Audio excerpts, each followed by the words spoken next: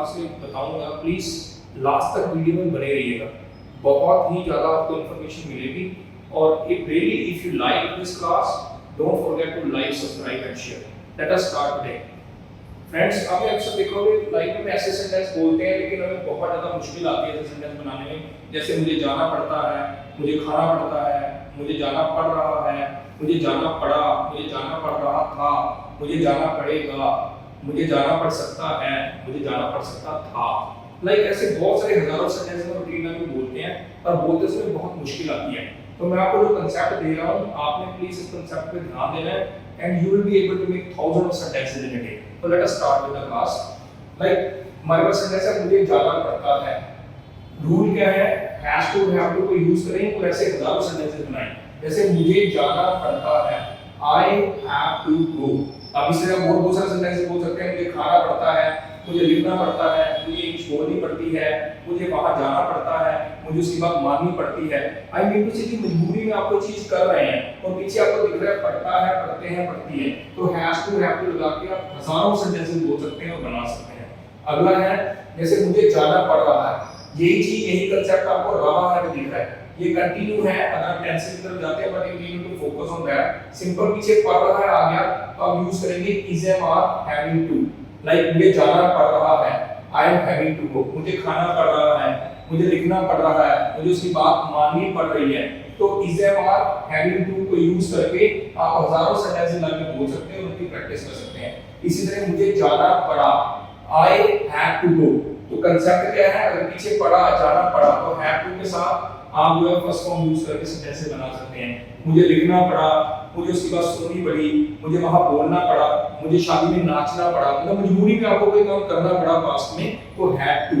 तो मुझे जाना पड़ा, आई हैव टू गो। मुझे जाना पड़ रहा था, अब फिर जैसे ऊपर आपने देखा कि रहा है या पड़ रहा था, तो था के थी को किससे रिप्लेस करते हैं? वाज। तो वाज और हैविंग टू। तो मुझे जाना पड़ रहा था, I was having to go. इसी तरह अगर मुझे जाना पड़ेगा, तो पड़ेगा मतलब जाना पड़ेगा फ्यूचर का कंसेप्ट है, बट आप ऐसे यूज करते हैं will have to. Simple, I will have to go. मुझे लिखना पड़ेगा, I will have to write. मुझे गाना पड़ेगा, I will have to sing. तो thousand of sentences you can make. Just you remember the concept, you remember the formula that आप एक इस चीज को सीख के हजारों सेंटेंस बोल सकते हैं और बना सकते हैं। वो प्रैक्टिस करते रहिएगा फ्रेंड्स, तभी जो है आपको इन चीजों की ग्रिप बनेगी और आप बहुत अच्छा बोल पाएंगे जब आपको जरूरत पड़ेगी।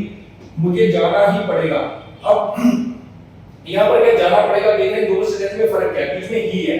अब जब कोई चीज आपको अवश्य करनी ही है तो मस्ट का इस्तेमाल करते हैं। तो जैसे मैं विल हैव टू बोला था, यहाँ पर लिखा मस्ट हैव टू। तुम्हें जाना ही पड़ेगा, you must have to go. मुझे जाना ही पड़ेगा, I must have to go. तुम्हें अपने माँ-बाप की बात माननी ही पड़ेगी, you must have to obey your parents. इसी तरह मुझे जाना पड़ सकता है प्रोबेबिलिटी है, मुझे जाना पड़ सकता, मे हैव टू। जाना पड़ सकता था, माइट हैव टू। तो जैसे मुझे जाना पड़ सकता है, आई मे हैव टू गो। मुझे ये बात करनी पड़ सकती है, मुझे उसकी बात सुननी पड़ सकती है, मुझे ये ऐसे लिखना पड़ सकता है। तो पढ़ सकता है, मे हैव टू। इस तरह आप हजारों वो सेंटेंस देखें। अगर पास्ट में आप देख रहे हैं कि मुझे जाना पड़ सकता था, तो मे की जगह माइट हो जाएगा, might have to. I might have to go. तो इस तरह से फ्रेंड्स ध्यान रखिएगा कि आप ऐसे हजारों सेंटेंसेस अपनी रूटीन लाइफ में बोल सकते हैं, लिख सकते हैं। तो आपकी प्रैक्टिस के लिए मैं आपको दो सेंटेंस बोल रहा हूं, कमेंट बॉक्स में जरूर लिखिएगा। मुझे उसकी बात माननी पड़ सकती है, उसे खाना बनाना पड़ सकता है, वह यहां पर आ सकती है। Thank you very much, have a good one.